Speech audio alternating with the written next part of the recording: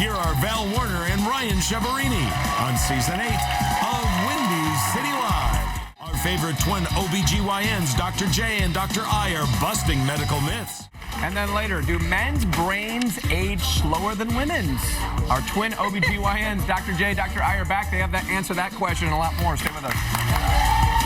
So the round of fact or fiction with our twin OBGYNs, Dr. J and Dr. I. All right, they're our favorite twin OBGYNs, and they're from right here in Chicago. And they're back to play a little fact or fiction with us. Let's hear it for Dr. J and Dr. I. Hi, you guys. All right, let's get right to it because we don't want to waste any time. Number one, sitting for long periods of time is worse than smoking. Is that fact or fiction?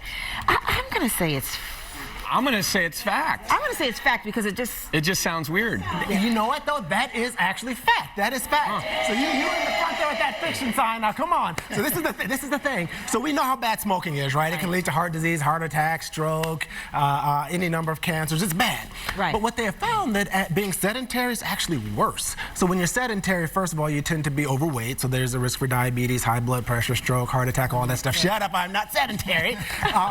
But they also found that when you're sedentary, the way that your hormones interact changes. So we're talking about insulin, cortisol, things like that. Yeah. And we're becoming more sedentary. We sit at work for 8 hours, 9 hours, and then during the weekend, we go home and we're on our Netflix and Hulu and our devices. Catching up on your shows. And we're not moving. We're not moving. And so they say that in the next like 10 to 20 years, there'll be more deaths. And in England, there actually already is more deaths from being sedentary than from smoking. get moving. Yeah, so you can Gotta get moving. put video games in the Olympics, and you got athletes dying right there as they're competing for medals. Shut up, Ryan. All right, here we go. Number two, men's brains are age slower than women's. Well, Right. I think it's a fact for some reason. Actually, that is fiction. so women's brains age slower then? Women's brains age slower. So this is the thing. So our brains shrink as we get older, right, Jamal? It's rattling around in his head now. But our brains shrink as we get older. And so men's brains shrink faster than women's. And the actual brain activity. So like the way that your brain metabolism works and the way that the blood flows to the important parts of the brain, it decreases in all of us as we age, but in men, faster than women. And they actually did a study. They kind of blinded the researchers. They didn't know if it was a male brain, female, young, old. And the brains of men were thought to be older than the men actually were, and the brains of women were thought to be younger. So you guys got that on us. I should have gotten that right. I actually had it twisted in my head, I think. Yeah. Because women's lifespan is longer. Does that have the correlation? That's true. That makes sense, actually, because if your brain was going out before your body did, you'd be a mess. So you'd be like men. All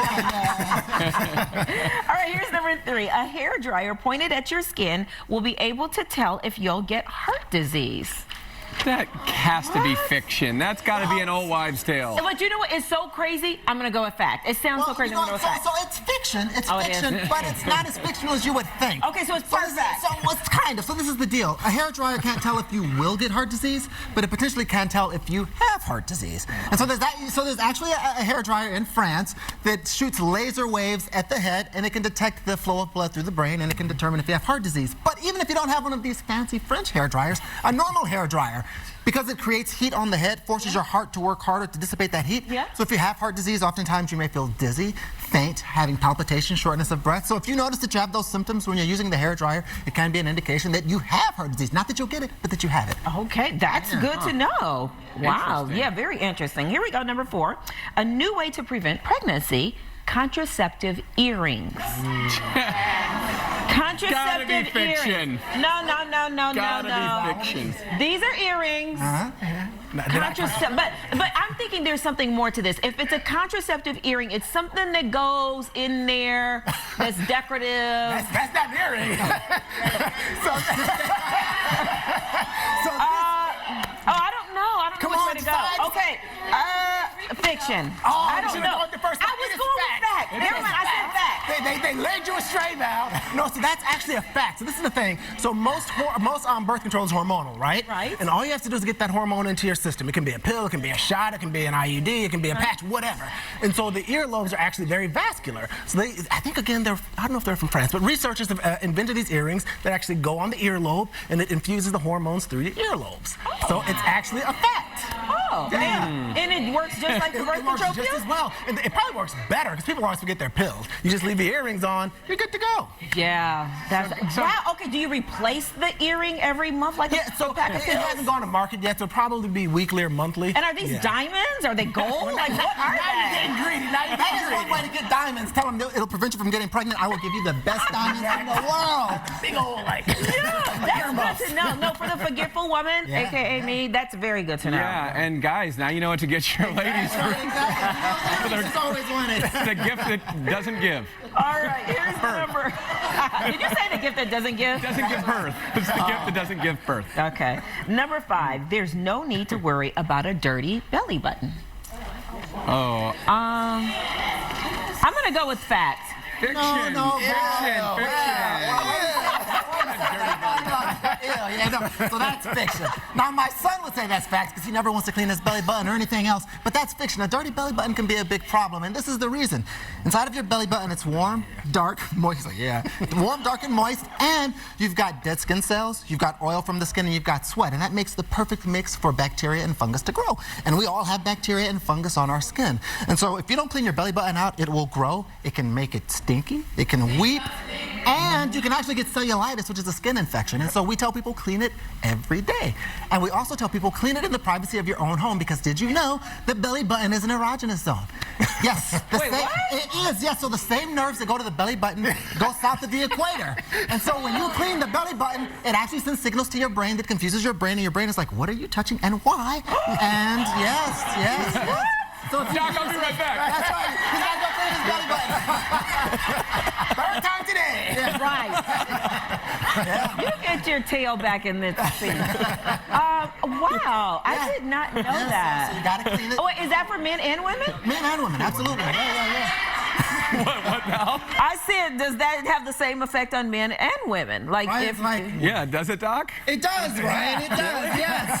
so, I got an idea. Oh, your next date, start cleaning her belly button. I'll be like, honey, Wait a minute. honey, And touch clean you right her here. belly button. Clean her belly button with something other than. All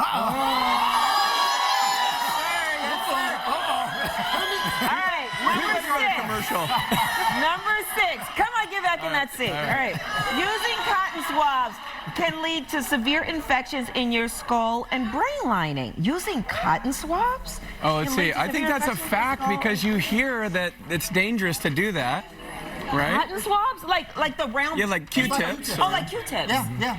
It's fact. Yeah. Fact. All right. It's fact. And so this is the deal. Basically, everything that goes for the belly button, opposite for the ear. So we don't want you cleaning your ear because earwax actually protects the eardrum and the skin from infection. So when you remove it, you increase the risk of infection. And then if you damage the skin, you can get an infection in the skin here that will actually go to the bone. It's been documented. And then from there to the brain. And so you can get meningitis and encephalitis from cleaning your ears. So clean your belly buttons, leave your ears alone. Really? But you don't. But you don't want that wax buildup, though. Is there any other way to get a little bit of it out? No, they tell you should leave it. And actually, if you have wax buildup, But if you have too much, though, some people have too much. Some people can have too much. Well, you should really leave it. They honestly say leave it. And people who have wax buildup also tend to have a gene that increases their risk, believe it or not, for certain cancers. So if you have waxy ears, it can also mean that you're at increased risk for certain cancers. But to answer your question, there's actually a solution called Debrox. You put it in your ears and it kind of dissolves it. So maybe every once in a while you should clean your ears. Just every once in a Yeah, while. because have you ever looked in someone's ear and then you see like a bunch of wax? What You're he's like, saying is a good thing. Yeah, I'm going to use a candle wick. That works. That actually works. Candling, All yeah. right, we gotta go, you guys. We're out of time. Good to see you, of course. For more on Dr. J and Dr. I, check out their medical blog, Twin Doctors TV. And if you have a question for the docs, just send it on over to us at our email address at WCL@WindyCityLive.com.